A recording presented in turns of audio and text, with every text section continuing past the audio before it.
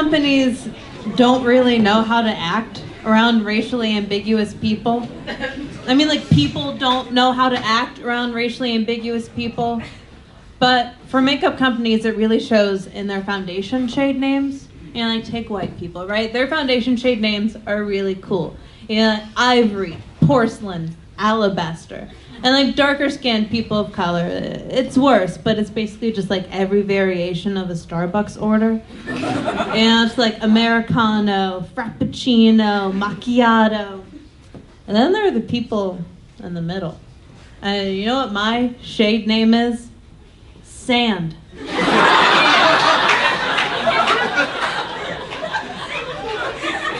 Other options in my range: toast and sawdust.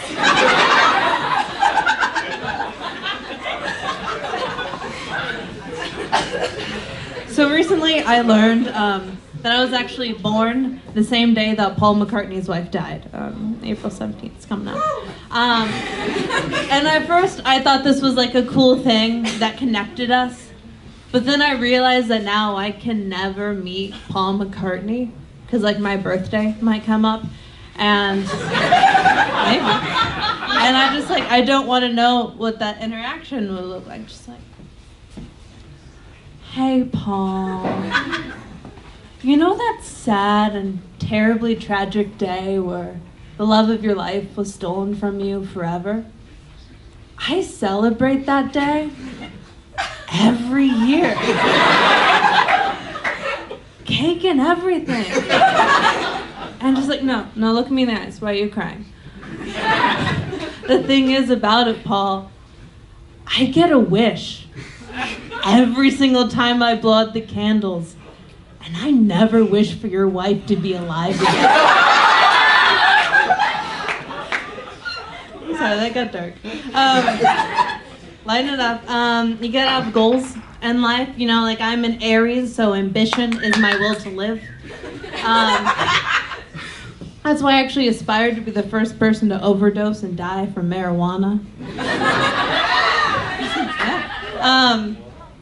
And you know, like people come up to me, they're like, oh, like it's physically impossible. You can't smoke enough of it fast enough to die. But you know, to let us say, you know, if not now, who? If not me, when?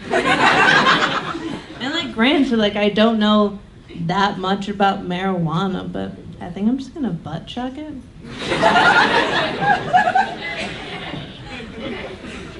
So I think that we as a society should start planning what we're gonna say at the intervention when we tell people that go bowling that it's not a sport. And you know, the marching band too. Like sometimes like I'll hear the argument that like because like they sweat in their uniform like marching that somehow that makes it a sport. I sweat every minute of every day. And I've never been tapped for the Olympics. Where's my Heisman trophy? I get it. I was on my school's sauna sitting team and I almost made varsity. We're getting pretty close tonight. I'm gonna share a secret with you. I'm from rural conservative Ohio. Yeah. Someone gets it. Hey. So naturally, my high school was very anti-drugs, and we had to have an assembly about it every day. But there was one statistic that really stayed with me. It was in Colorado. Since they legalized weed, more dogs have gone missing. And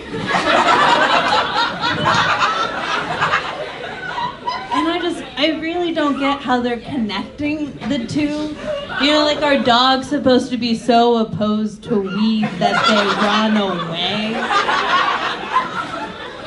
Like are dogs just like all die-hard conservatives? I mean, they're not that different, you know, like think about it, you know, like they both bark at mailmen, you know?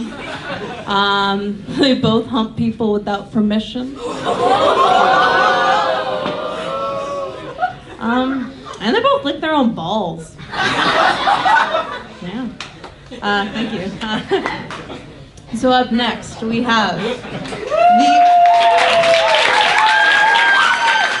only redhead that I'll ever love, Dylan Manning.